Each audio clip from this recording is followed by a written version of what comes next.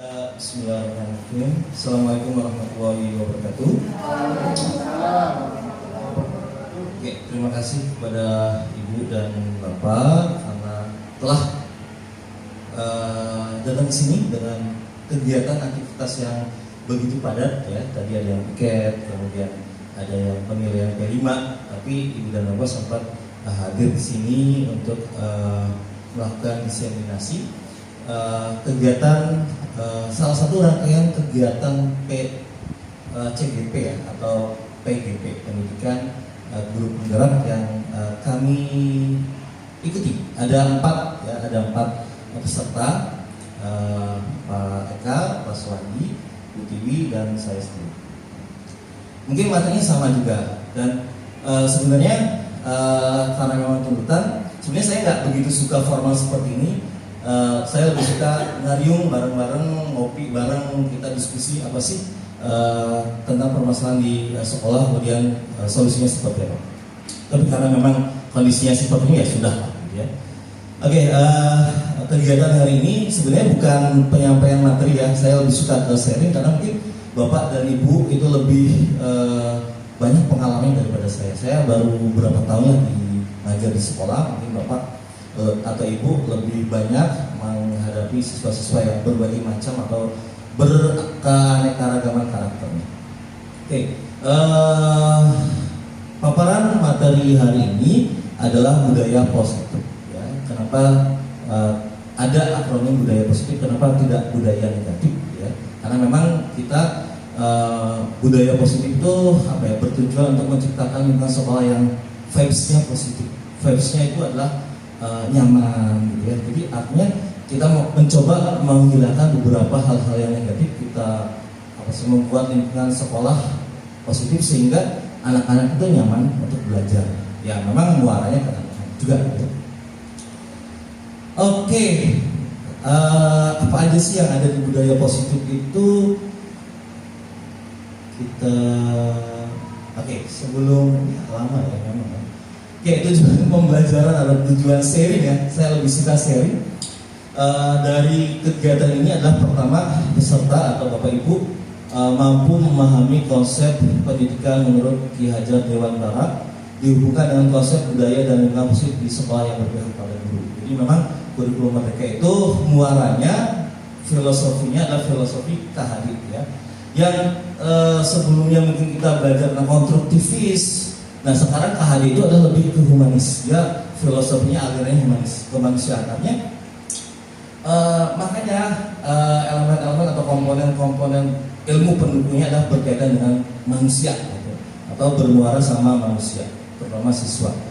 Beliau juga menganggap bahwa kata beliau ya, bukan kata saya itu, guru atau pendidik atau pengajar itu adalah seorang petani, ya, petani dan siswa itu adalah sebuah tanaman.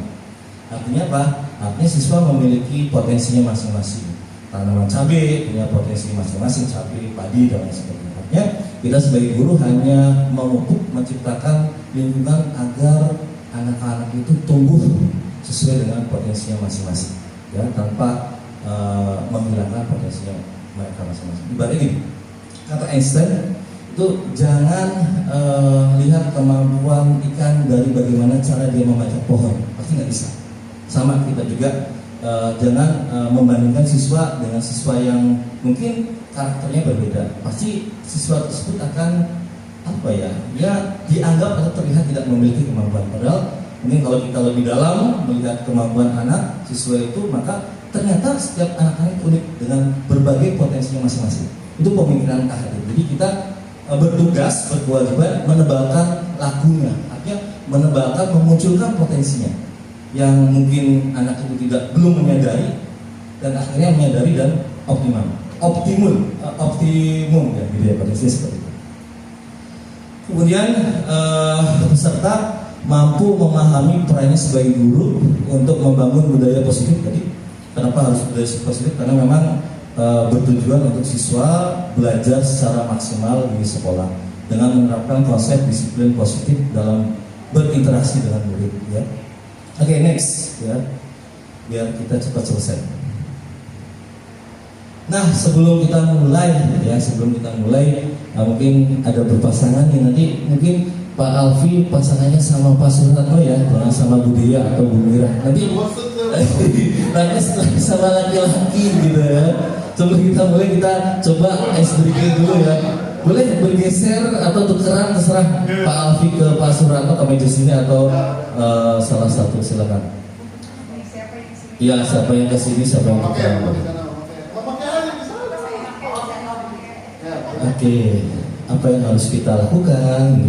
Di sini perintahnya adalah cobalah buka. Jadi kita baca dulu ya deskripsinya ya. Oke. Anda dan teman Anda satu partner ya, pasangan akan melakukan kegiatan cobalah buka. Anda adalah A, nanti berarti tentukan siapa yang A, siapa yang B, gitu ya. Tugas Anda adalah mengepalkan salah satu tangan.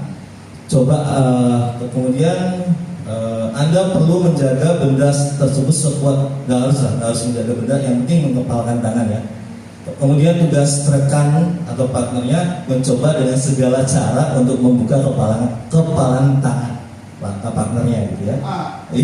Iya, seperti itu kira-kira ya. Jadi yang satunya mengepal, yang satunya mencoba membuka. Terserah mau caranya bagaimana, mau dikelitikin atau seperti apa gitu ya.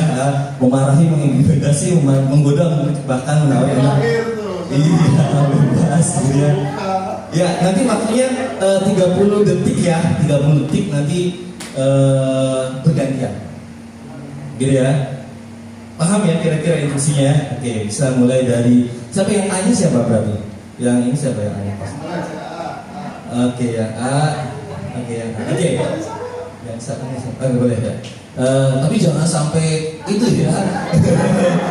Kasar ya. Oke, boleh dimulai dari sekarang. Enggak, berusaha dicoba. Iya, dicoba gitu ya. Ya, boleh silakan. 30 detik ya.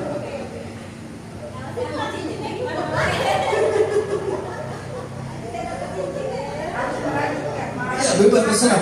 Bagaimana caranya biar yang B itu bisa membuka kepalan tangan A dan sebaliknya gitu ya. Yang paling bawah itu. Ya.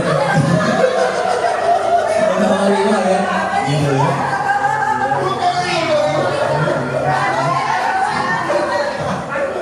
Iya, terserah bebas.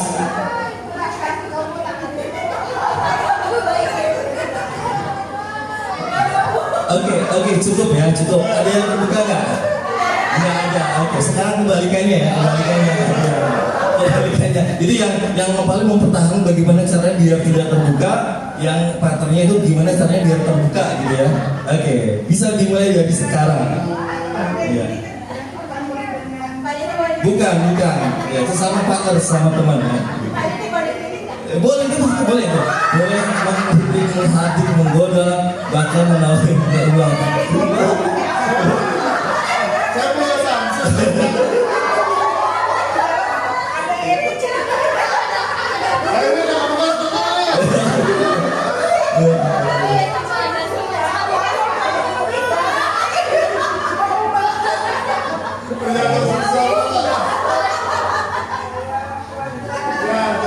Oke, cukup ya. Oke. Pertanyaannya. Apakah A atau B membuka kepalan tangan Anda? Tidak. Oke, tidak. Yang A. Oke, yang A, yang tadi yang A. Mengapa enggak? Misalkan Bu Mira tadi ya. Kenapa Bu Mira enggak membuka tangan? Padahal udah dikritikin, udah dibohongin ya. Iya, kenapa sih kalau Bu Mira enggak mau membuka kepalan tangan? Oke, pertemuan itu harus tidak terbuka gitu ya. Oke. Yang lain deh, yang sebelah sini boleh Pak Alfi, kenapa enggak? Padahal Pak Suratno kan besar ya badannya ya. Setengah. Kenapa bertahan bersikukuh untuk tidak membuka tangannya gitu? Padahal kan kalau membuka udah selesai kan gitu kan, nggak dikritikin lagi, nggak di kerakasarin lagi gitu. Kenapa? Oh, iya gitu ya. Oke, dalam kegiatan ini, jadi tadi kegiatan bersama, sesungguhnya siapa sih yang memegang kendali atau kontrol untuk membuka atau menutup kepalan tangan? Siapa sih? Yang mengepal gitu ya. Sama seperti siswa juga. Bagaimana misalkan aturan sebagus apapun gitu ya, seideal apapun kalau dari diri siswanya nggak mau menurutin aturan, ya sih. Jadi harus timbul dari diri sendiri. Gitu. Itu konsep dari disiplin positif. Gitu. Jadi harus muncul dari intrinsik diri sendiri, motivasi diri sendiri. Gitu ya. Kira-kira seperti itu. Oke, kita lanjut aja ya. Nah, ini materinya cukup banyak ya. Dari budaya positif ada di breakdown materinya menjadi disiplin positif, kemudian teori motivasi, keyakinan kelas, kebutuhan dasar, 5 posisi kontrol, ya harus paranoia jangan pleset ya. Kemudian segitiga restitusi. Iya, seperti itu. Ya, next. Oke, kita mulai dari disiplin positif. Nah, kata disiplin itu sering dihubungkan dengan hukuman. Padahal katanya itu sungguh berbeda. Karena belajar tentang disiplin positif tidak harus dengan memberi hukuman. Karena kalau terkadang memberi hukuman itu sifatnya sementara ya. Setelah hukum berikutnya lupa lagi gitu. Memang dasarnya harus dari motivasi intrinsik. Justru itu adalah salah satu alternatif terakhir kalau tidak bisa sama sekali ya. Mau tidak mau alternatif terakhir ya. Dan kalau perlu tidak digunakan sama sekali. Bahkan Ki Hajar Dewantara menyatakan bahwa di mana ada kemerdekaan, disitulah harus ada disiplin kuat. Dan kita bebas merdeka pengen mencapai cita-cita, mau jadi polisi harus ada disiplin kuat. Kita tuh harus fisik harus bagus, harus maksudnya ngikutin prosedur agar bisa masuk cita-cita yang kita inginkan. Jadi bukan disiplin, bukan peraturan kita ngikutin tapi harus dari diri sendiri. Kita pengen seperti ini, kita harus seperti apa? Tidak seperti itu katanya gitu ya. Nah, sungguh disiplin itu bersifat self disiplin, yaitu kita sendiri yang mewajibkan kita dengan sekeras-kerasnya, tetapi itu sama saja. Sebab jikalau kita tidak cakap melakukan self disiplin wajiblah penguasa lain mendisiplinkan diri gitu ya. Oke, berikutnya adalah tujuan kenapa kita harus menanamkan disiplin positif ke siswa. Yang pertama, menumbuhkan tanggung jawab dan kesadaran diri ya. Kemudian dapat mengontrol diri dalam segala tindakan. Yang ketiga, menyadari tindakan berdasarkan motivasi internal, bukan dikarenakan paksaan, pujian dan atau hukuman. Di sini ada motivasi, nanti ada teori motivasi. Terkadang anak-anak itu melakukan sesuatu itu apa ya? Sebabnya apa gitu ya. Itu nanti kita pelajari terkait teori motivasi. Oke. Saya bolak-balik ya setrikaan. Nah, ini adalah teori motivasi. Nah, teori motivasi ada 3.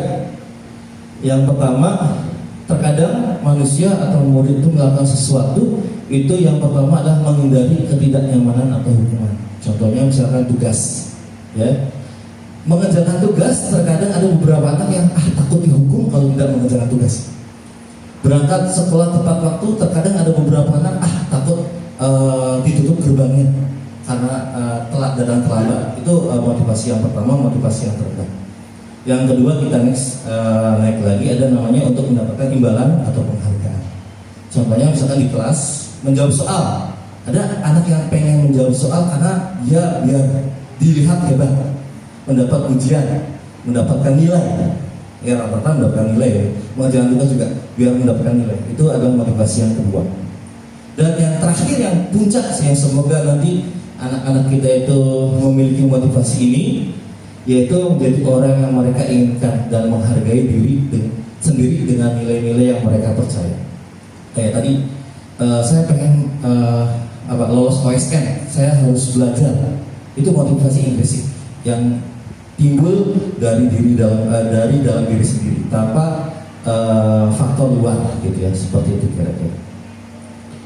Sini penghargaan maupun hukuman ya merupakan cara-cara mengontrol perilaku seseorang yang sebenarnya menghancurkan potensi untuk pembelajaran sesungguhnya. Karena sebelumnya pembelajaran sesungguhnya itu harus datang dari diri sendiri. Ya, kita pengen jadi ini, ya, tahapannya apa? Ya. Bukan dari situasi atau lingkungan eksternalnya. Menurut nggak tahu siapa ya, Secara ideal, tindakan belajar itu adalah penghargaan sesungguhnya, menghargai diri sendiri, menghargai potensi diri sendiri. Nah, kita harus seperti apa? Sesuai dengan potensi. Layaknya tadi ya, ikan nggak, ya sampai apapun susah untuk disuruh memanjat, gitu ya. Begitupun misalkan monyet atau domba, gitu ya. Sebagaimanapun sistemnya untuk dia pandai berenang agak susah, gitu ya. Jadi sesuai dengan potensinya masing-masing. Kira-kira seperti itu. Oke, next. Nah,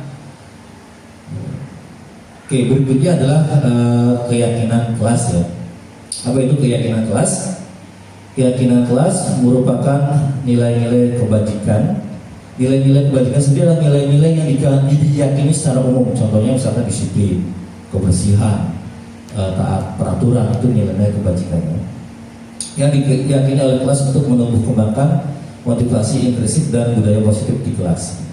Kemudian keyakinan kelas atau sekolah berupa pernyataan universal. Tadi pernyataan universal tadi disiplin, kebersihan, kemudian rajin dan lain sebagainya, yang mudah diingat, dipahami dan diterapkan. Guru berperan memfasilitasi terbentuknya keyakinan kelas sesuai kesepakatan dalam murid. Nah, biasanya kan ibu dan bapak guru mungkin pernah melakukan ya, sebelum ABM, sebelum pembelajaran berikutnya dimulai, ada kesepakatan.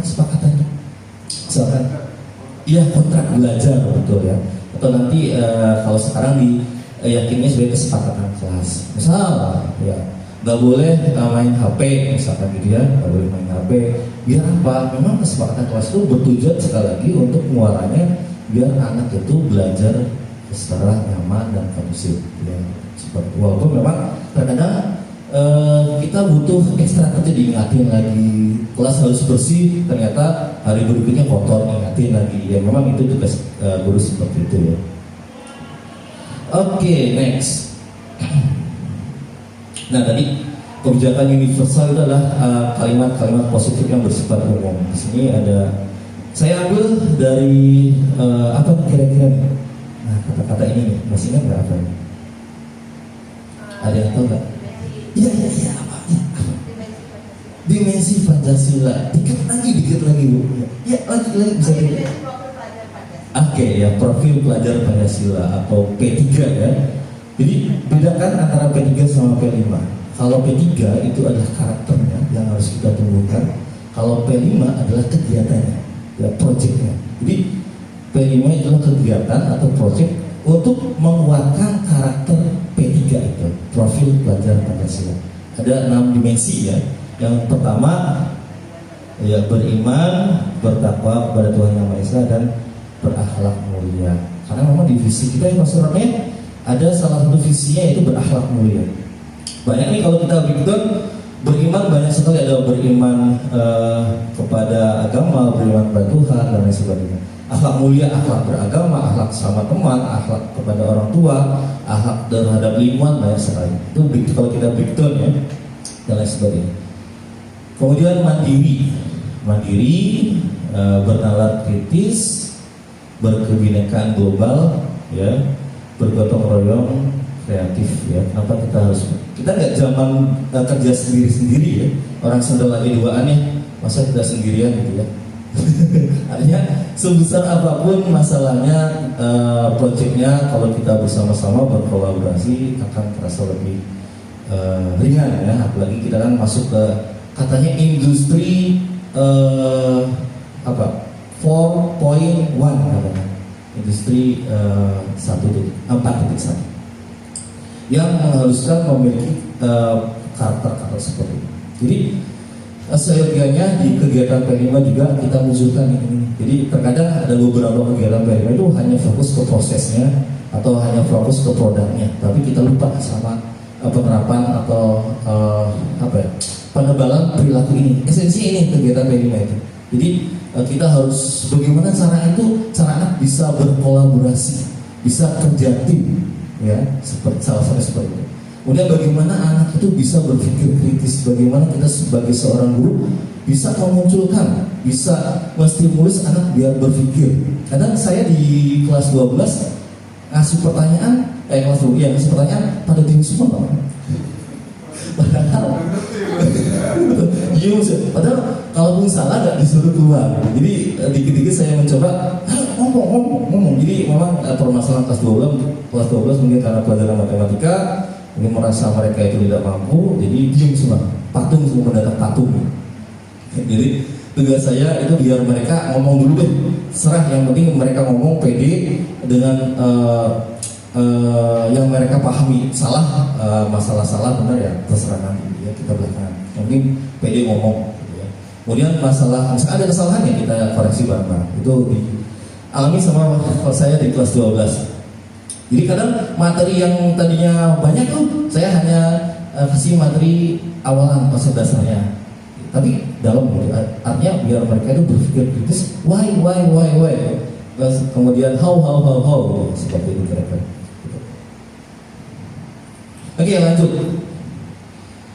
Oke, ini ada kebutuhan dasar ya. Jadi secara umum kebutuhan dasar ini juga memang filosofi humanis ini mempelajari tentang terkait kebutuhan dasar manusia. Ada 5 ya. Mulai dari yang pertama itu bertahan hidup. Itu kebutuhan dasar yang esensial, yang fundamental. Jadi apa itu bertahan hidup? Adalah kebutuhan yang bersifat fisiologis, makan, minum, tempat tinggal, pokok. Artinya kalau misalkan manusia atau murid itu kebutuhan dasarnya tidak terpenuhi terlebih dahulu, bagaimana cara dia untuk belajar? Agak susah, karena fokusnya dasar dulu nih gitu. Contohnya misalkan lapar nih, bagaimana kita bisa belajar kalau perut lapar? Pasti nggak konsen. Bagaimana misalkan kita belajar kalau misalkan kita kebelut nih, gitu ya? Pasti nggak konsen. Artinya itu kita perlu melihat juga kebutuhan dasar anak itu, misalkan sebelum belajar ini udah terpenuhi nggak nih? Gitu ya. Kalau misalkan belum terpenuhi, bagaimana cara kita untuk memenuhi kebutuhan mereka dulu, ya. Biar sama-sama bareng belajar. Karena gitu. Jadi kalau misalkan anak ngantuk banget nih, ngantuk gitu, mau gimana pun ya nggak bisa masuk belajarnya, karena memang kebutuhan akan kesehatannya itu kurang. Seperti itu. Next, berikutnya selain survival, adanya kasih sayang dan rasa diterima. Itu kebutuhan yang kedua. Apa itu kebutuhan kasih sayang dan rasa diterima? Ini kebutuhan ini adalah kebutuhan psikologis. Diterima oleh kelompoknya, diterima oleh gurunya, gitu. Seperti dianggap kalau saya itu ada di kelas. Ya. Kalau misalkan udah tidak dianggap di kelas, kadang mereka tuh cari pelarian atau apa ya namanya itu, pengalihan sendiri, pengalih perhatian sendiri, biar mereka tuh diterima, ini ada saya loh di kelas, seperti itu kira-kira. Oke, akan berhubungan dan koneksi sosial, gitu ya, diterima di kelompoknya dan lain sebagainya. Dan untuk merasa menjadi bagian dari suatu kelompok, untuk menjadi bagian dari suatu kelas, secara lingkup kecil, secara lingkup besar, untuk menjadi bagian dari satu sekolah. Kemudian kebebasan, ya. Kemudahan untuk bebas adalah kemudahan akan kemandirian, ya. Otonomi, memiliki pilihan dan mampu mengendalikan arah hidup seseorang. Contohnya gini, kelompok misalkan, kadang saya membebaskan anak, silakan nih bagi kelompoknya sendiri atau bapak yang ngatur gitu. Itu adalah kebebasan mereka untuk menentukan kelompok. Kemudian kebebasan mereka untuk menentukan tugas. Ini misalkan ada tugas ini, terserah kalian mau proyeknya dalam bentuk infografis, dalam bentuk video, dalam bentuk rekaman suara, terserah. Itu adalah salah satu bentuk upaya untuk memenuhi kebutuhan terkait kebebasan mereka. Kemudian lanjut ya. Oke, berikutnya penguasaan atau kebutuhan pengakuan atas kemampuan. Tadi yang saya maju tuh, ya. Saya Pak itu butuh kalau saya itu ada, butuh kalau saya itu mampu loh pelajaran bahasa Indonesia, mampu loh pelajaran agama, mampu loh pelajaran matematika. Itu kebutuhan itu yang mereka ingin penuhi, gitu ya. Kebutuhan ini berhubungan dengan kekuatan untuk mencapai sesuatu, menjadi kompeten, menjadi terampil, diakui atas prestasinya. Walaupun kadang di kelas, kadang misalkan pertanyaannya simpel ya, dan mungkin saya pikir anak SMP juga bisa, gitu. Saya kasih ke anak SMA, artinya mereka tuh dengan menjawab soal yang itu mereka aslinya saya itu bisa loh. Walaupun ini menurut saya, kayaknya ini mah harusnya SD nih atau harusnya SMP, tapi nggak apa-apa. Artinya mereka itu dengan seperti itu mereka menumbuhkan sifat PD-nya. Ya, kebutuhan akan penguasaan, akan kemampuannya itu terpenuhi ya, itu seperti itu. Kemudian berikutnya adalah kebebasan. Jadi kebutuhan untuk bebas adalah kebutuhan akan kemandirian, otonomi, memilih pilihan dan mampu mengendalikan arah hidup seseorang. Kira-kira sama kayak sebelumnya ya. Dan yang terakhir, yang paling udah ya, berarti ada 5 tadi, 5 kebutuhan dasar ya. Jadi sebisa mungkin ya kita sebagai guru biar anaknya itu belajarnya secara maksimal, potensinya optimum, itu kita coba untuk memenuhi kebutuhan dasar itu, 5 kebutuhan dasar mereka. Baru kayaknya kalau udah terpenuhi mereka nyaman belajar. Nah berikutnya sampai ini ya ngomong aja. Berikutnya adalah posisi kontrol.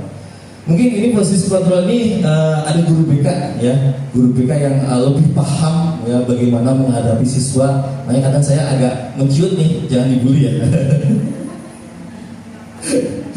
Jadi ada guru BK yang mereka di kuliah mungkin lebih effort, lebih banyak materinya terkait bagaimana posisi kontrol. Di sini ada 5. Yang pertama adalah dari kuning dulu, kuning yang paling levelnya paling rendah, penghukum, kemudian pembuat rasa bersalah, kemudian teman, pemantau, dan manajer. Itu manajer adalah yang paling tinggi. Tapi gini, nggak selalu kita tergantung situasi anak ya. Kapan kita harus sebagai manajer, kapan kita sebagai teman, kapan kita sebagai pemantau, kapan kita sebagai penghukum. Itu tergantung situasinya. Artinya nggak melulu kita harus manajer, enggak, tergantung situasi anaknya. Benar seperti itu? Oke, terima kasih. Saya butuh konfirmasi, tadinya saya salah nih. Oke, nah itu yang pertama akan kita bahas ya. Lumayan capek ngomong aja, oke. Yang pertama adalah penghukum. Seseorang penghukum bisa menggunakan hukuman fisik maupun verbal ya. Contohnya ya push up atau cacian atau hujatan dan lain sebagainya. Nanti kita ada videonya. Nanti kita akan melihat bagaimana sih posisi penghukum seperti apa nih. Kemudian pembuat rasa bersalah seperti apa. Oke, orang-orang yang menjalankan posisi hukum, penghukum senantiasa mengatakan bahwa sekolah memerlukan sistem atau alat yang dapat lebih menekan murid-murid lebih dalam lagi. Yang kedua adalah pembuat merasa bersalah. Pada posisi ini biasanya guru akan bersuara lebih lembut. Pembuat merasa bersalah akan menggunakan keheningan yang membuat orang lain merasa tidak nyaman dan merasa dirinya itu saya bersalah gitu ya, atau rendah diri. Next, lanjut. Posisi yang ketiga adalah posisi sebagai teman. Guru pada posisi ini tidak akan menyakiti murid ya, namun akan tetap berupaya mengontrol murid melalui persuasi. Posisi teman pada guru bisa negatif maupun positif. Terkadang kita sebagai guru tetap harus ada apa ya? Gak selalu teman harus ada apa ya namanya koridor ya. Kapan kita gak selalu membaur sama murid-murid kita, tapi ada batasan. Tetap kita sebagai guru itu sebagai murid kita nggak selalu melulu bahwa kita sebagai teman. Artinya ada saatnya kita sebagai orang tua, ada saatnya kita sebagai kakak, ada saatnya kita sebagai teman. Artinya kita punya prinsip nih, jangan sampai kita ikut ke murid hanya sama ke murid, tapi kita harus tetap memberikan kontrol sama murid. Posisi ke teman boleh bagus, tapi harus ada batasan. Jangan terlalu lama, jangan terlalu terhadap. Seperti itu. Kemudian pemantau. Memantau berarti mengawasi. Pada saat kita mengawasi, kita bertanggung jawab atas perilaku orang-orang yang kita awasi. Posisi pemantau berdasarkan pada peraturan dan konsekuensi dalam menggunakan sanksi atau konsekuensi. Kita dapat memisahkan hubungan pribadi kita dengan murid sebagai seorang yang menjalankan posisi pemantau. Oke. Ya, saja yang ketiga ada namanya posisi manajer. Ini posisi yang tinggi ya sebagai manajer. besok mulai kita senantiasa belajar, bisa mau belajar dan dibekali posisi manajer ini. Amin. Posisi manajer adalah posisi di mana guru berbuat sesuatu bersama dengan murid, mempersilahkan murid, mempertanggungjawabkan perilakunya, mendukung murid agar dapat menemukan solusi atas permasalahannya sendiri. Jadi kita kesalahan murid tidak langsung siapa yang salah, tidak begitu, tapi bagaimana cara kita mencari solusi agar murid itu tidak melakukan kesalahan berulang. Seperti itu. Nah, next kita akan salam bahagia Ibu dan Bapak guru hebat. Dalam penerapan disiplin positif restitusi, salah satu program yang dikembangkan adalah 5 posisi kontrol. 5 posisi kontrol dalam restitusi adalah proses perjalanan seorang pendidik agar dapat mengenali dirinya. Pada video kali ini, kita akan membahas tentang 5 posisi kontrol yang dikembangkan oleh Diane Dawson dan contoh penerapannya.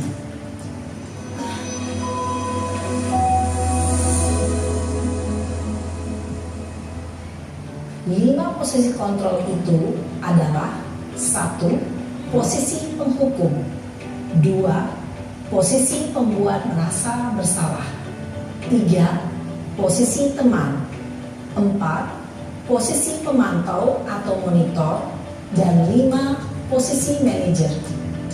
Untuk lebih memahami kelima posisi tersebut, mari kita saksikan kasus Naren yang terlambat hadir 20 menit di sekolah dan melihat bagaimana kelima posisi kontrol dalam menghadapi masalah tersebut.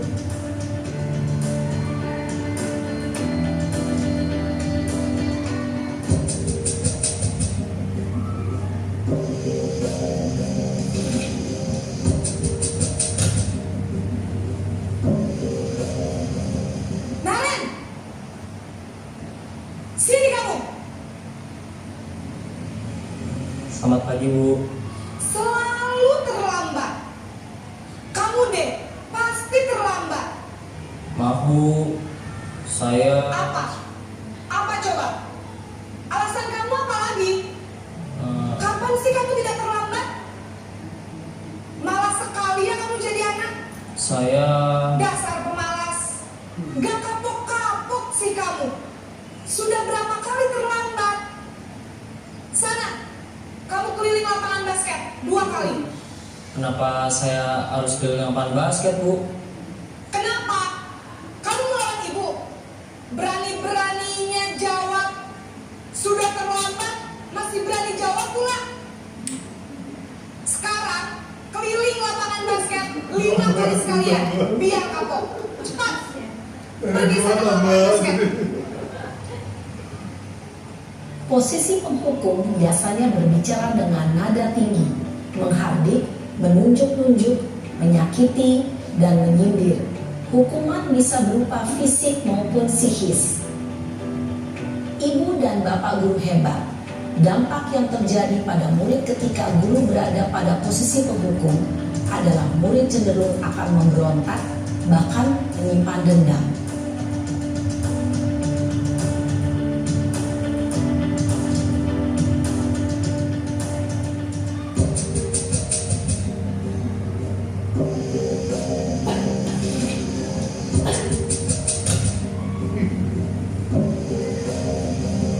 Naren,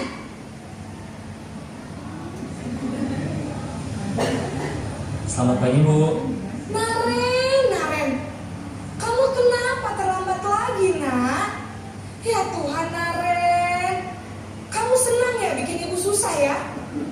Kalau kamu terlambat lagi, nanti ibu yang ditegur bapak kepala sekolah, nak. Disangka ibu tidak bisa membina kamu. Duh, gimana ini? Maaf, Bu. Duh, Gusti Naren, kamu suka ya kalau ibu ditegur bapak kepala sekolah? Terus, sekarang ibu harus tulis apa ini di buku absen? Ini kamu sudah sering terlambat loh. Ibu harus apa coba? Maaf, Bu. Maaf sekali. Ya sudah, lain kali jangan bikin ibu susah lagi ya nak ya. Ibu tidak akan kuat lagi kalau kamu begini terus. Bisa jantungan kalau ibu ditegur bapak kepala sekolah. Sana cepat ke kelas. Maaf ya Bu, maaf sekali. Posisi pembuat rasa bersalah berbicara dengan nada tenang, cenderung lembut. Namun kata-kata yang diutarakan membuat murid merasa menjadi orang yang gagal, memandang buruk dirinya sendiri, merasa tidak berharga, dan tidak sanggup membahagiakan orang lain. Ketika guru mengambil posisi pembuat rasa bersalah, murid akan menganggap dirinya yang bersalah dan ia akan menyimpan emosi negatif tersebut di dalam dirinya.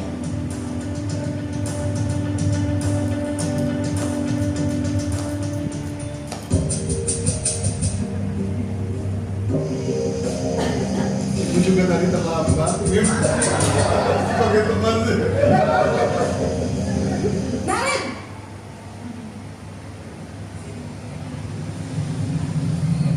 Selamat pagi Bu. wah, sudah jam berapa ini nak? Terlambat lagi ya sayang. Iya Bu, habis ibu saya lupa bangunkan saya Bu. Kamu malah menyalahkan ibu kamu. Kamu bukannya anak yang larinya paling kencang. Kok terlambat sih? Iya Bu, saya memang terlambat bangun tadi. Jadi biarpun saya lari kencang, tetap gak kekejar Bu. Ya sudah sana. Nanti lain kali larinya lebih kencang lagi ya. Biar gak terlambat lagi. Bikin senang ibu. Demi ibu. Bisa kan? Bisa lah Bu. Ya sudah sana masuk kelas. Ibu beresin urusan absen kamu. Kamu ini ada-ada saja. Ibu juga barusan terlambat. Dalam posisi tenang, guru berbicara dengan nada suara ramah, akrab, cenderung bersenda gurau untuk menjaga suasana tetap santai. Murid akan merasa senang, aman, dan akrab dengan guru. Identitas yang tercipta adalah identitas sukses atau berhasil. Namun, perlu diingat, karena ini masih dorongan eksternal, maka ada faktor ketergantungan dari murid kepada orang tertentu. Di sini guru absennya, sehingga di lain waktu murid bisa berperilaku baik, namun hanya kepada orang-orang tertentu saja.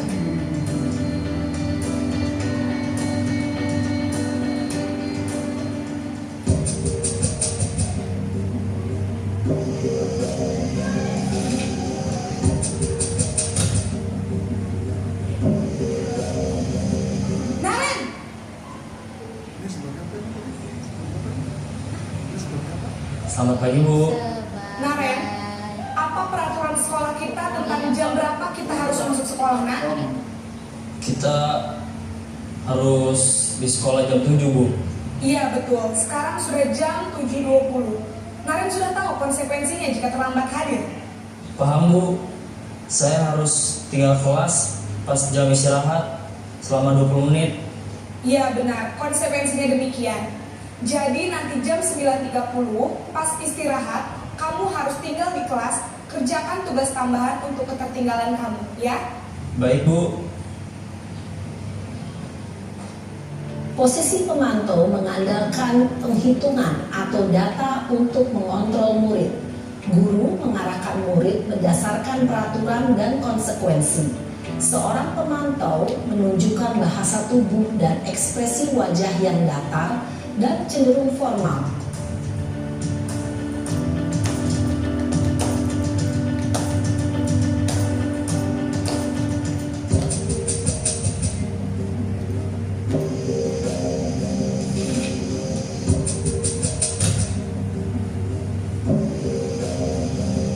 Naren,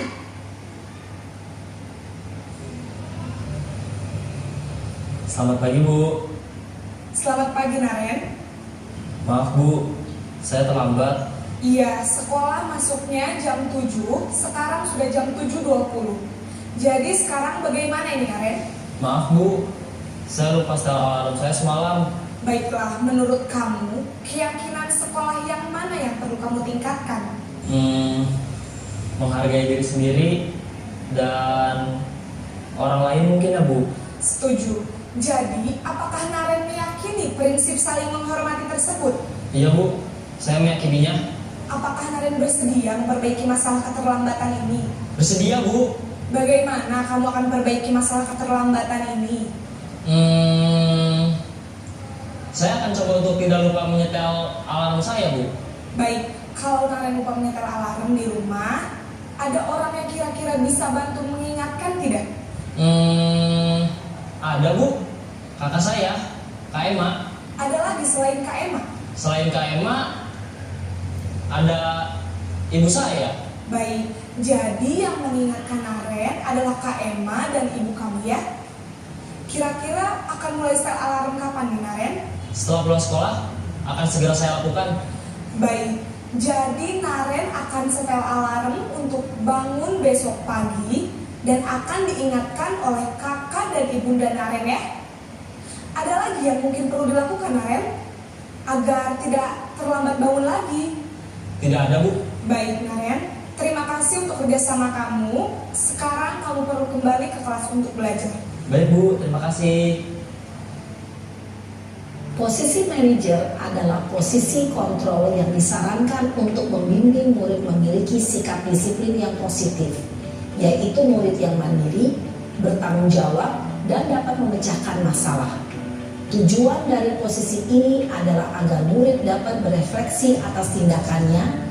Guru akan dengan tulus memberikan pertanyaan-pertanyaan bermakna, sehingga membuat murid dapat belajar dari kesalahannya dan mencari sebuah solusi untuk menyelesaikannya.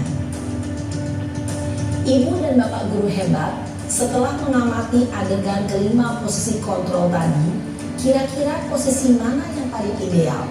Posisi mana yang dapat menunjang motivasi intrinsik murid? Ya, tentu posisi manajer. Posisi ini memang posisi ideal yang ingin dituju setiap pendidik. Pada posisi inilah, guru dapat menerapkan disiplin positif yang berpihak pada murid, yang memerdekakan murid. Perjalanan seorang pendidik tentunya tidak mudah untuk sampai pada posisi seorang manajer. Namun, tujuan kita pasti, yaitu menciptakan murid-murid yang mandiri, merdeka, dan bertanggung jawab. Semoga penggambaran 5 posisi kontrol yang telah diperlihatkan ini dapat menjadi ajang refleksi bagi kita semua, agar dapat terus mengasah dan menerapkan disiplin positif yang memerdekakan murid. Mari terus berlatih dan bersemangat. Selamat menerapkan. Salam dan bahagia Ibu dan Bapak guru hebat.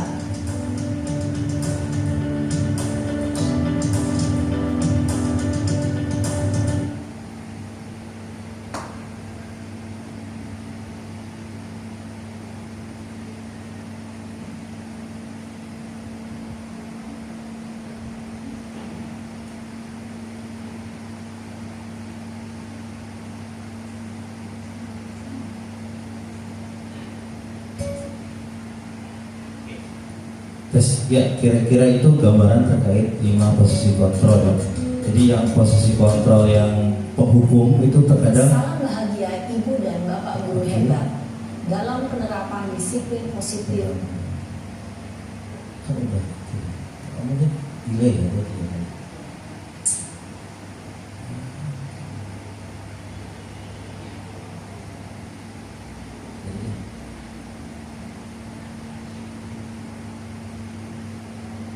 Tunggu lagi Bu ya. Jadi secara tadi garis besar yang posisi kontrol yang penghukum, terkadang hukuman yang diberikan itu tidak relevan dengan kesalahan atau tindakan yang murid itu perbuat. Restitusi, salah satu program yang dikembangkan adalah 5 posisi kontrol. Oke, berikutnya tadi ada prinsip-prinsip utama teori kontrol. Ini adalah bagaimana kita membuat atau mengacu atau menuju sebuah posisi kontrol manajer. Yang pertama ada namanya segitiga restitusi ya. Yang pertama adalah menstabilkan identitas ya. Kemudian yang kedua adalah validasi tindakan yang salah, dan yang ketiga adalah menaikkan keyakinan yang sesuai yang tadi sempat digambarkan di posisi kelima, yaitu posisi manajer gitu ya. Oke, kita lanjut. Nah, ini ada segitiga restitusi. Bagaimana cara kita menerapkan posisi manajer ya. Jadi terkadang urutannya nggak selalu harus menstabilkan identitas, terkadang nggak seperti itu. Tapi terkadang mulai dari menanyakan keyakinan gitu ya. Yang penting 3 elemen itu ada. Nggak harus selalu 1, 2, 3. Boleh juga 2, 3, 1. Boleh juga 3, 1, 2 dan lain sebagainya. Itu segitiga restitusi. Bagaimana segitiga ini adalah panduan kita mencapai posisi yang kelima, yaitu posisi manajer. Nah, ini segitiga restitusi ada 3 bagian tadi. Yang pertama adalah menstabilkan identitas. Artinya kan anak itu melakukan kesalahan, melakukan yaitu pelanggaran. Kita sebagai guru seyogyanya tidak langsung menghujat atau menyalahkan anak, tapi lebih ke menaikkan jati dirinya, tidak menyalahkan anak gitu, seperti itu. Bagian dasar dari segitiga bertujuan untuk mengubah identitas anak dari orang yang gagal di pelanggar gitu ya, karena melakukan kesalahan menjadi orang yang sukses gitu ya. Artinya tidak semua orang mungkin bisa melakukan pelanggaran gitu. Itu salah satu kalimat untuk menstabilkan identitas. Semua orang mungkin pernah terlambat gitu. Itu salah satu kalimat untuk menstabilkan identitas. Yang kedua adalah validasi tindakan yang salah. Apa itu? Setiap tindakan kita dilakukan dengan suatu tujuan, yaitu memenuhi kebutuhan dasar. Kalau kita memahami kebutuhan dasar, apa yang mendasari sebuah tindakan, kita akan bisa menemukan cara-cara paling efektif untuk menemukan kebutuhan tersebut. Ini di tahap ini siswa itu diharapkan mengetahui salahnya apa. Saya itu telah melakukan pelanggaran apa sih? Gitu. Ini poin di tahap yang kedua. Itu poin validasi tindakan yang salah. Harusnya seperti apa? Itu poin yang bisa kita ambil dari tahap yang kedua. Oke, ini duplikat saya. Dan yang ketiga adalah menanyakan keyakinan. Pada dasarnya termotivasi secara internal ketika identitas sukses. Ini kita balik lagi ke anak itu, keyakinan yang kamu langgar apa sih? Harusnya seperti apa sih keyakinannya gitu ya? Harusnya disiplin dan lain sebagainya. Kemudian di tahapan ini juga kira-kira untuk menanggulangi hal seperti ini apa yang bisa kamu lakukan? Itu tahap di ketiga, yaitu menanyakan keyakinan. Itu tahap yang ketiga dari segitiga restitusi. Mangga, oke, siap. Boleh.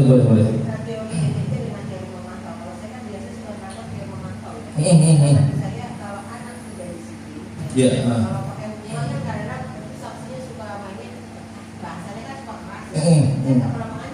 Iya.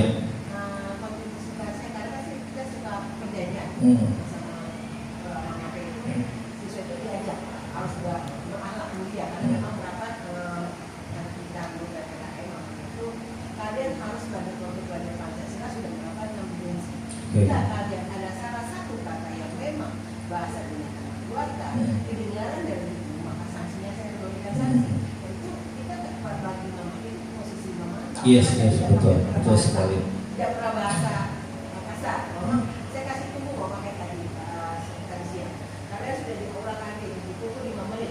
Setelah 5 menit nggak ada sampai jam 2 sanksi. Konsekuensinya baca undang-undang. Yes. Itu bagi mama anak lebih maaf ya, memakai setelah saya datang perilaku begitu, anak tuh lebih welcome daripada waktu pertama kali mereka datang ke SMA dengan 3 anak SMP-nya yang lumayan berat buat memakai, ternyata ini jadi mungkin memakai untuk saya apa bedanya nih posisi memantau dengan posisi manajer. Oke, pertanyaan bagus sekali. Saya pribadi mengapresiasi karena memakai sudah ke tahap 4 nih, tahap pemantau yang nggak semua pendidik itu sudah mencapai tahap itu. Nah, bedanya apa mungkin ya? Kalau misalkan posisi pemantau itu murid itu masih ada faktor motivasi eksternal, yaitu aturan yang harus kita lakukan. Tapi kalau posisi manajer itu motivasi intrinsik, gitu ya. Jadi motivasi kenapa saya tidak boleh melanggar aturan itu. Kemudian solusinya apa? Itu di posisi manajer. Jadi ada solusi. Jadi kita ngobrol bersama. Betul. Kira-kira untuk menanggulangi ini nih, biar misalnya kamu tugasnya suka tidak dikerjakan, solusinya apa? Itu ada di posisi manajer. Misalkan mengatur waktu tidur, kemudian membuat schedule, itu adalah salah satu bagian dari posisi manajer.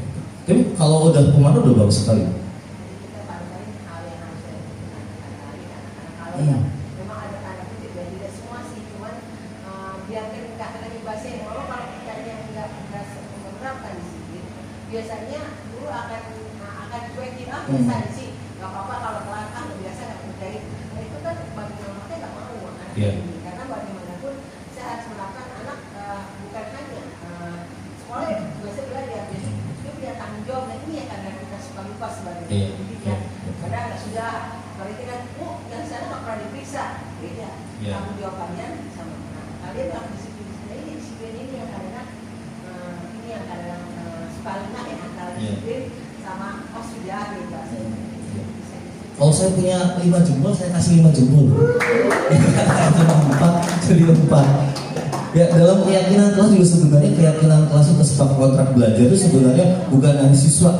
Misalkan siswa mau jalan tugas, harusnya ada guru ngapain nih? Koreksi tugas. Itu sebenarnya dalam ideal membuat kesepakatan kelas, keyakinan kelas itu ada posisi gurunya harus ngapain, posisi siswanya harus ngapain gitu ya. Ya mungkin yang makanya pertama masuk sudah kontrak belajar bersama. Saya sudah di kanvas.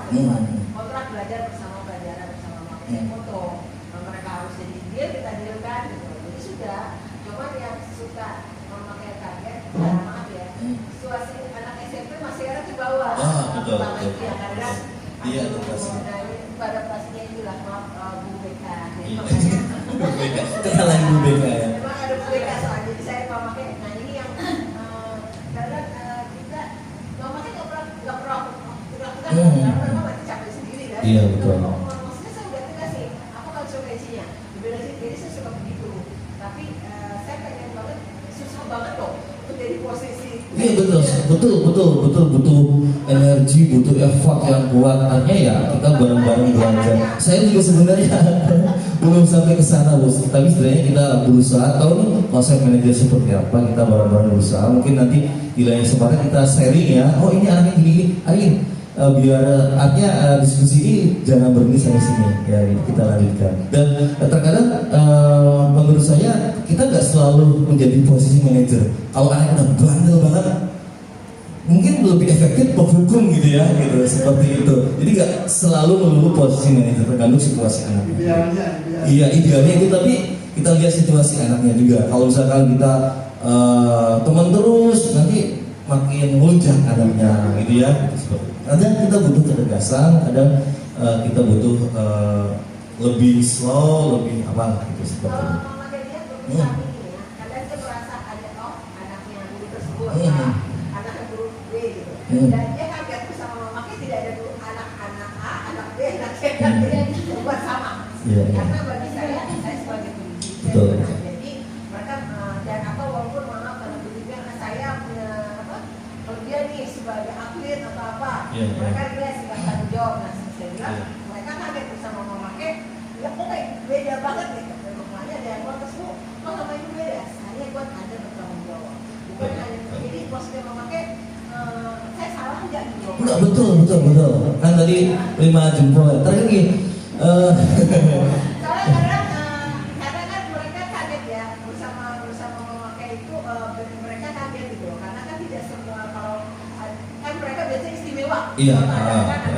Anak B, anak C, anak D atau anak pelatih atau atlet ya, mereka tuh istimewa. Dan di sama saya, ya sudah kalau salah ya sama aja, saya hukum gitu, saya panggil. Nah, tapi kalau hukumnya saya bertanya, mau yang mana? Malah suka begitu, hukumannya mau. Iya, itu memberikan kebebasan ya betul. Ngaji apa mereka pakai beda atau buat apa? Tapi maksudnya saya tidak, makanya saya bilang, makanya Alhamdulillah makasih banget Pak Dedi dikasih mama dikasih ilmu ini. Salah enggak gitu.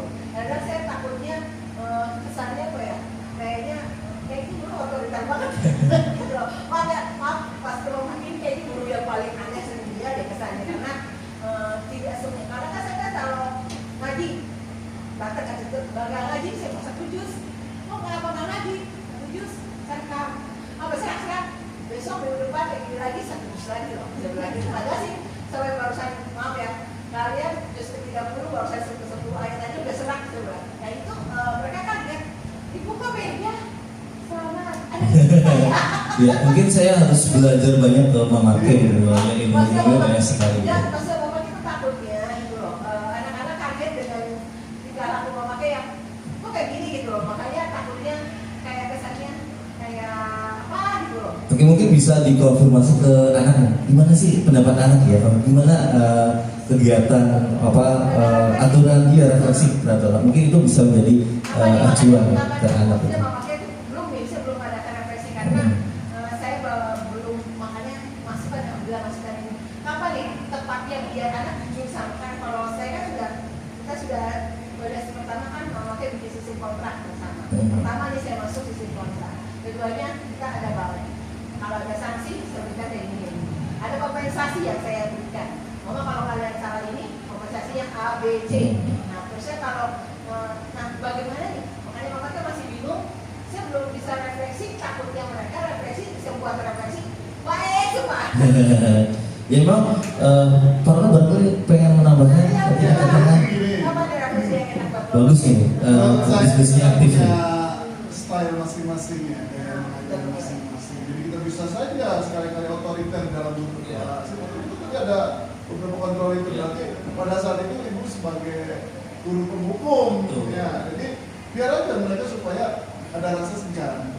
Kalau menurut saya apalagi zaman sekarang ibu, anak itu dikasih omong sekali, 2 kali, 3 kali udah nggak mempan kalau kita hanya ngomong-ngomong aja.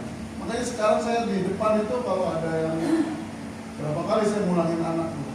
Jadi begitu datang, kamu langsung sama gojeknya, Pak, anterin lagi Pak ke rumahnya. Akhirnya dia lumayan sekarang ada perubahan tuh. Ada 2 orang atau 3 orang. Jadi sekarang 2 menit lagi sebelum jam 7 dia udah masuk. Biasanya jam 7, 10, 7 berapa gitu. Jadi memang ya kita sekali-kali jadi ya itu yang 5 itu. Tapi idealnya kita sebagai manajer nantinya. Dan itu harusnya kalau manajer itu di kelas 12 sebetulnya. Di kelas-kelas yang mungkin kognitifnya agak tinggi perilaku. Iya, Kalau yang bulat-bulat agak susah juga tuh. Harusnya kelas 12 karena mereka kan sudah mau jadi mahasiswa yang sudah punya kemampuan seperti itu. Ya. Jadi kalau anak apalagi ini kan dari SMP, kalau SMP-nya sebelah bisa. Jadi apa itu kita belajar sebagai itu dari Karena suka lima. memakai kadang merasa gak nyaman sendiri. Kayaknya kesannya saya guru paling aneh gitu loh. Enggak apa-apa. Jadi punya apa namanya style masing-masing. Iya, selama tidak menyimpang dari norma-norma itu bagus. Cuman saya belum sampai sekarang belum pernah refleksi karena saya pikir takut refleksi karena pernah saya refleksi sekali itu jawabannya baik semua. Ya kalau refleksi nanti pada saat adem tuh, pada saat adem kita gak ada masalah, udah lama gak ada masalah baru refleksi. Kalau lagi ini nanti ada yang cincin men, mata aku jadi udah baik semua. Baik semua itu. Ya, boleh ini diberikan ya, secara berbeda. Benar-benar untuk biasa bagaimana dari sebagai guru. Mungkin kalau misalkan mendekatnya kan mungkin lebih mengharapkan kinerja kita biasanya itu memvalidasi jadi bagaimana caranya supaya siswa itu menyadari bahwa saya sudah melakukan kesalahan, jangan sampai dia hanya tahu saya dihukum, jadi intinya BK dan kesiswaan ini galak gitu. Padahal intinya itu kita harus mengajak kesadaran bagaimana caranya supaya siswa itu sadar oh ini kesalahannya, saya tidak boleh seperti ini karena konsekuensinya seperti ini. Nah maksud yang mungkin Mama jelaskan itu lebih ke khawatir berbeda dengan guru-guru yang lain karena tidak dipungkiri ada juga Pak di kelas kenyataan memang guru yang berposisi sebagai selalu teman.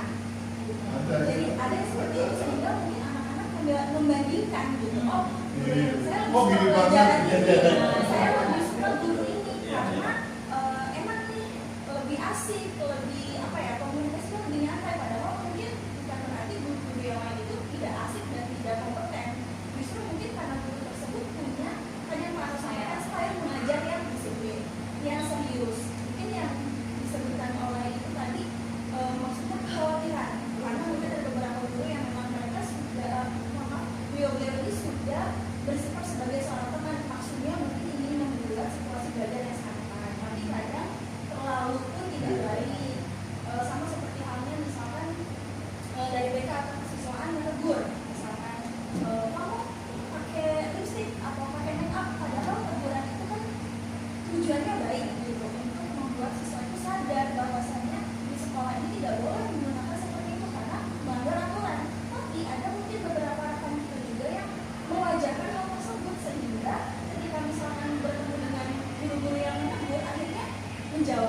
menghindar putar balik gitu, cari aman, itu banyak sekali kami alami karena ya memang berpikiran mungkin kalau dengan guru karena sebagai teman jadi gak apa-apa gitu. Kalau dengan misalkan dengan ibu atau dengan saya sebagai BK dengan Pak Ano atau dengan guru yang serius dan lebih disiplin, akhirnya putar balik lah biar nggak ditegur atau pakai masker biar nggak kelihatan masuk ruang BK tutup mulut, alasannya sakit tuh sariawan padahal pakai lipstick. Ini sih mungkin kendalanya seperti apa yang dilakukan oleh ibu, kemudian oleh saya pribadi. Kadang kita itu ingin meluruskan dan yang tadi berposisi sebagai manajer ingin anak itu menjadi kesalahan. Cuma kadang diuntukkan oleh beberapa rekan juga yang terlalu bersikap sebagai teman sehingga disiplin yang sudah kita buat akhirnya lebih membantu. Berarti saya tidak salah yang mengundang Ibu BK ya?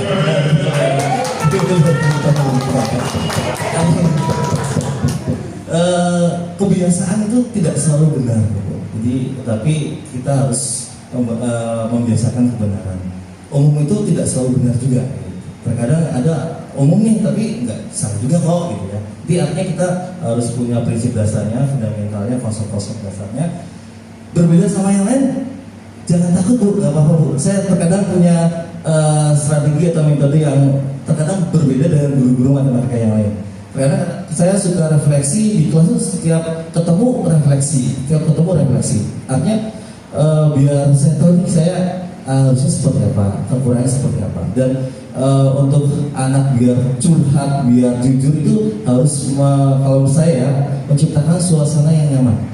Suasana yang terikatan antara siswa sama gurunya. Jadi mereka biar jujur semuanya. Kalau salah, jelek ya jelek ngomongnya gitu. Seperti itu. Mungkin itu dari saya.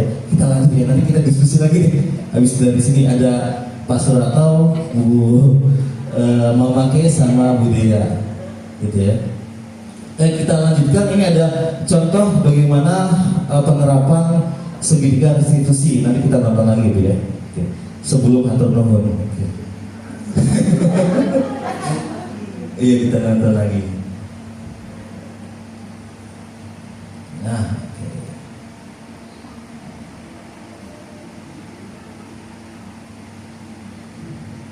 Nah, ini adalah contoh penerapan bagaimana kita menerapkan posisi manajer atau segitiga restitusi. Silakan menyaksikan. Ibu dan Bapak guru hebat. Pada video kali ini kita akan membahas tentang salah satu program disiplin positif yang diterapkan di lingkungan sekolah yang dikenal dengan nama restitusi.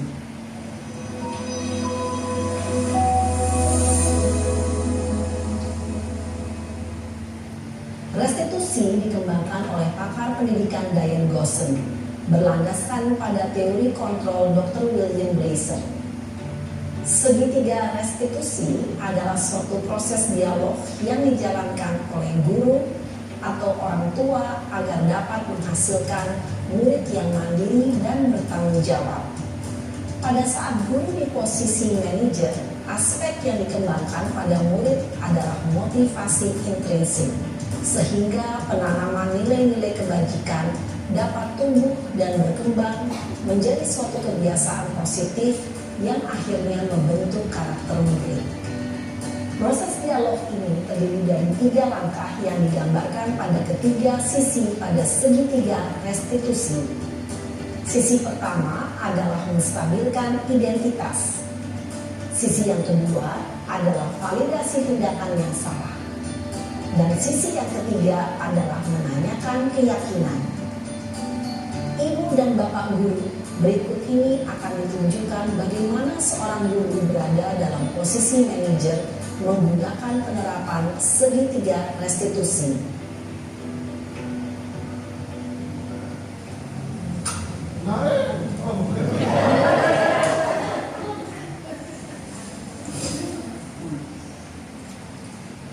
Siang Sarah. Siang Pak. Sudah lama gak ketemu Sarah. Kenapa hari ini ada di sini? Kesel Pak, kesel banget. Masa aku dikatain tukang fitnah Pak? Ya aku marah lah. Aku balik katain Eka di depan kelas. Kesel banget. Oh begitu. Ya pasti kamu marah dan kesal. Bapak juga akan marah apabila ada yang menuduh Bapak seperti itu. Kemudian pada saat itu Kamu mau melakukan apa? Ya saya langsung ngatain Eka lah Pak. Kesel banget. Saya bentak-bentak dia depan teman-teman lain. Oh begitu. Pasti kamu melakukan seperti itu karena suatu alasan tertentu kan? Iyalah, masa saya diam saja Pak? Ya saya bela diri lah. Masa saya dituduh tukang fitnah? Ya wajar lah. Mempertahankan harga diri itu sesuatu yang penting buat kamu. Untung kamu tidak bertindak lebih gegabah lagi. Hanya membentak-bentak. Iya Pak. Untung saya masih bersabar dan hanya membentak saja. Sudah gemes padahal. Saya pasti bela diri lah. Ya pasti ya. Tapi kamu memilih untuk tetap bertahan dan bersabar. Kamu memilih untuk tidak berbuat lebih parah lagi bukan? Iya. Nah, sekarang coba kita lihat lagi tindakan kamu yang bentak-bentak Eka di kelas. Tindakan kamu itu kira-kira sesuai dengan keyakinan kelas atau prinsip kamu tidak? Enggak lah Pak. Capek Pak jadi pemarah. Jadi keyakinan atau prinsip mana yang kurang sesuai dengan keinginan kamu? Ya, saya sebenarnya sangat menghargai orang lain. Mungkin saat itu saya menjadi emosi, jadi tidak menunjukkan sikap itu. Kamu meyakini tidak? Menghargai orang lain itu penting buat kamu. Yakinlah Pak. Iya, setuju. Kita harus saling menghargai. Namun, ada juga keyakinan yang kita sepakati yang perlu kita jalankan apabila kita sedang marah, bukan? Ya saya bisa lebih proaktif, mulai dengan diri sendiri. Saya bisa jadi lebih bersabar, mengambil waktu jeda untuk berpikir mau apa selanjutnya. Kira-kira kamu bersedia memperbaiki masalah ini tidak? Bersedia Pak. Kalau kamu memperbaiki masalah ini, kamu akan menjadi orang seperti apa? Saya akan menjadi orang yang bertanggung jawab kali ya Pak. Dan senantiasa proaktif. Iya, menurut kamu bagaimana rasanya menjadi orang seperti itu?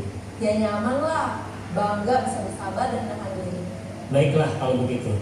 Yuk kita pikirkan bagaimana memperbaiki masalah ini.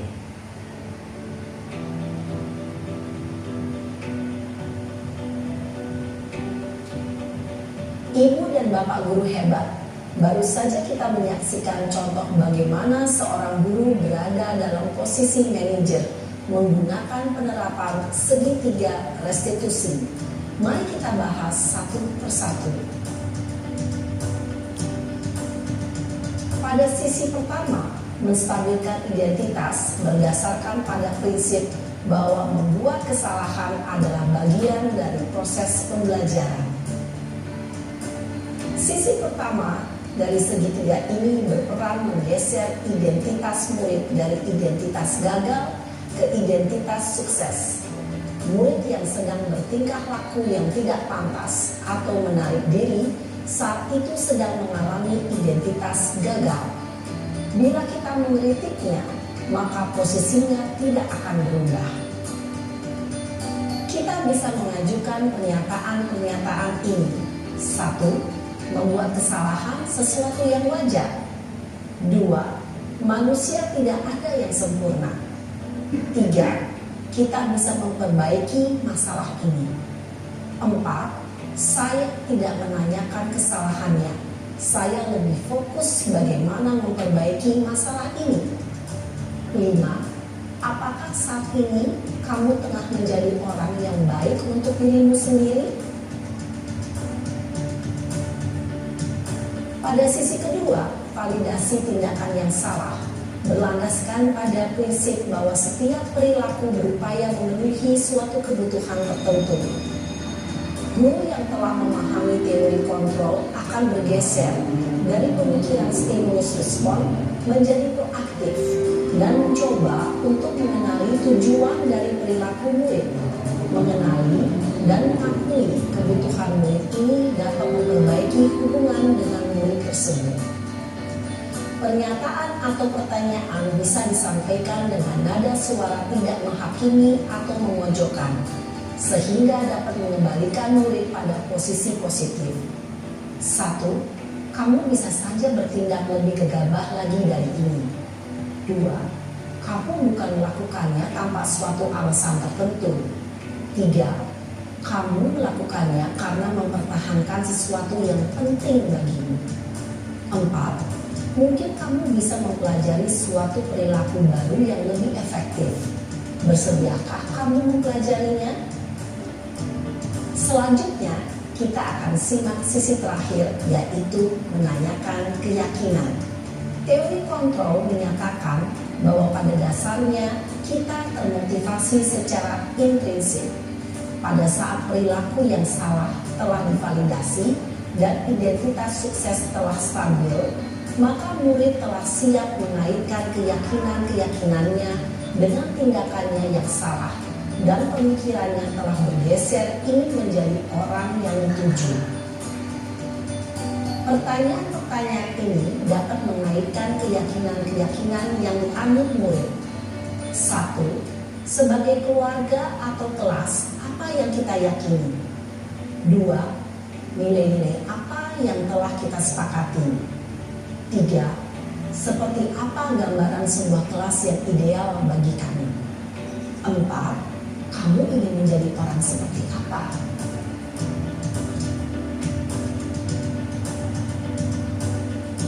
Dalam menerapkan segitiga restitusi, perlu diperhatikan beberapa hal, yaitu 1. Perilaku yang salah perlu dikaitkan dengan nilai-nilai atau keyakinan-keyakinan yang telah disepakati atau dituju. 2. Kesediaan orang yang melakukan kesalahan untuk memperbaiki masalah. 3. Pemecahan masalah sebisa mungkin relevan atau memiliki hubungan dengan masalah yang ada. 4. Usaha. Perlu adanya suatu usaha perbaikan dari pihak yang berbuat kesalahan. 5. Waktu. Perlu didedikasikan waktu dari pihak yang berbuat kesalahan. Tanyakan kapan akan mulai diberlakukan usaha untuk memperbaiki masalah. Dengan memahami struktur penerapan segitiga restitusi, diharapkan guru dapat menerapkan posisinya sebagai manajer dengan mengajukan pertanyaan-pertanyaan bermakna yang dapat membuat murid menjadi lebih percaya diri, bertanggung jawab, dan mandiri. Nah, ibu bapak guru perlu tidaknya mengikuti ketiga tahapan dalam segitiga restitusi bergantung pada ringan beratnya suatu permasalahan. Misalnya, bila permasalahan tersebut ringan, maka tidak perlu dijalankan secara berurutan. Bahkan bisa semudah menanyakan apa keyakinan yang kita sepakati. Dengan menjalankan segitiga restitusi, dengan mengajukan pertanyaan-pertanyaan bermakna, diharapkan murid menjadi lebih kuat secara pribadi, dapat membuka wawasan murid agar dapat menyelesaikan permasalahannya sendiri, semakin percaya diri, mandiri, dan merdeka. Salam dan bahagia, ibu bapak guru hebat.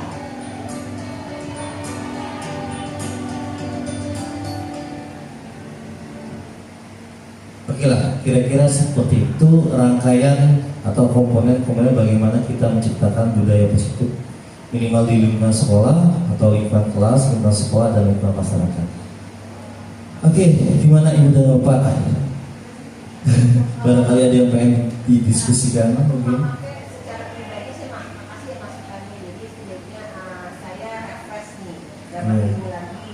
Jadi kalau ada kesalahan pun akan saya perbaiki, atau kalau ada kurang akan saya tambahin. Jadi saya makasih banget diajakin dalam seminarnya tadi. Bukan seminar di sini, sebenarnya sharing sih saya, karena memang saya juga masih banyak belajar untuk mengaplikasikan komponen-komponen yang tadi banyak sekali.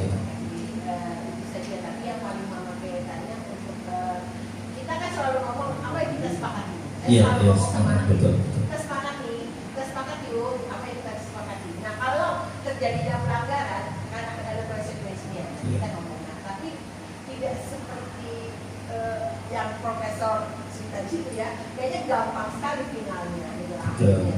Nah kita mau bermuaranya dengan memang dia anak itu wow, penuh gejolak. Nah ini bagaimana nih kalau seandainya menghadapi situasi masalah yang tadi kata Anu bilang ya, anaknya yang Masya Allah gitu. Itu mungkin ya, kan kita muaranya ke manajer ya. Ya walaupun dalam kenyataannya kita akan susah sekali, banyak rintangan. Ya nggak masalah. Yang penting kita berusaha untuk mencapai itu gitu. Perbaikan kita nggak selalu langsung jadi sesuatu yang sempurna ya. Ya nggak apa-apa, yang penting kita terus diskusi, terus belajar sih, menurut saya seperti itu. Jadi misalkan ada masalah gimana gimana nih ngadepin anak seperti itu, mungkin butuh kelanjutannya. Dan mungkin diskusi ini sebenarnya hanya sebagai pengantar. Nanti mungkin saya harapkan banyak diskusi yang lain di luar kegiatan ini, gitu ya. Mungkin untuk menutup, barangkali ada testimoni dari kegiatan diseminasi. Bapak Ibu mungkin pengen, boleh Pak Alfi deh, Pak Alfi. Langsung buat apa?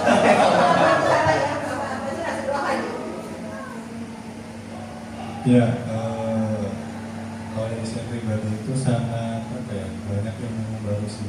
Lagi terutama saya kan baru juga. Banyak ilmu yang bermanfaat lah buat jadi pembelajaran untuk saya sendiri. Kedepannya menjadi tadi yang manajer tadi. Udah, lagi dong. Satu lagi deh dari ibunya, siapa yang pengen barangkali? Boleh Bu Pira, makasih. Bismillahirrahmanirrahim. Terima kasih untuk waktunya. Assalamualaikum warahmatullahi wabarakatuh. Saya ucapkan banyak terima kasih dengan kegiatan seperti ini, diseminasi ya. Artinya apa yang sudah Bapak tayangkan, Bapak ucapkan ya, Bapak distribusikan kepada kami terima, dan insya Allah kami sedikit-sedikit akan belajar dari apa yang sudah Bapak sampaikan. Mungkin itu saja, dan sekali lagi terima kasih atas kesempatan ini. Oke, terima kasih Ibu dan Bapak. Ada sesuatu pernyataan yang menarik yang pernah saya dengar, dan setelah saya pelajari atau mengikuti kegiatan PGP, dan ternyata antara yang ikut guru penggerak dengan yang belum, terkadang ada beberapa guru yang sebenarnya bedanya di sertifikat. Sebenarnya ada guru-guru yang belum mengikuti kegiatan PGP, mereka sudah melakukan atau kegiatan atau perilaku yang mencerminkan guru penggerak gitu. Jadi banyak sekali guru-guru penggerak ya di sekolah kita juga banyak yang belum bersertifikat.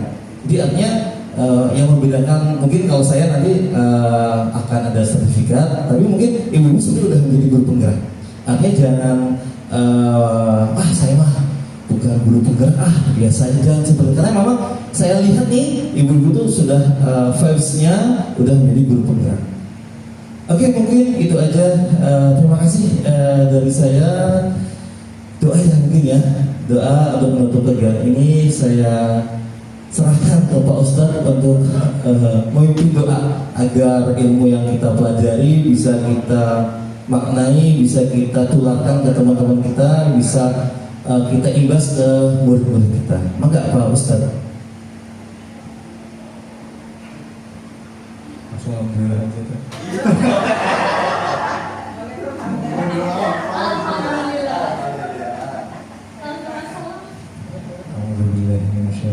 Bismillahirrahmanirrahim. Allahumma shalli ala sayyidina Muhammadin wa syafi'ina wa karimina wa dhufina wa maulana wa fakhamna wa sallallahu ta'ala ansar rasul Muhammad rabbil alamin wa nashadirin hamdaka min hamdaka ni'amahu wa yukafi mazida ya rabbana lakal hamdu lama yanbaghi li jalalihi wa li sultanik Allahumma nas'aluka salamatan fid dunya wal akhirah wa afiyatan fil jasad wa ziyadatan fil ilm وبارك لهم في رزقه وتوبة مداومة ورحمة دائمة وتمر اللهم اهدنا من في شكاوتهم وكرامتك من النار والعافية والسر اللهم اغفر لنا ذنوبنا ولوالدينا وارحمنا ومن رب صغارا يا الله بها يا بها يا بحسن الخاتمة يا الله بها يا بها يا بحسن الخاتمة يا الله بها يا بها يا بحسن الخاتمة حسبنا الله ونعم الوكيل منا ونعم النصير ولا حول ولا قوة إلا بالله العلي العظيم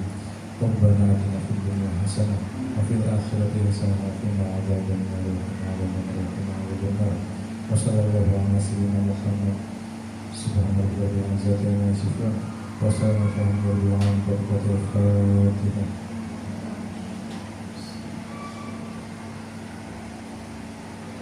Terima kasih Pak Ustadz. Mungkin itu aja yang bisa saya sampaikan. Saya ucapkan terima kasih. Assalamualaikum warahmatullahi wabarakatuh.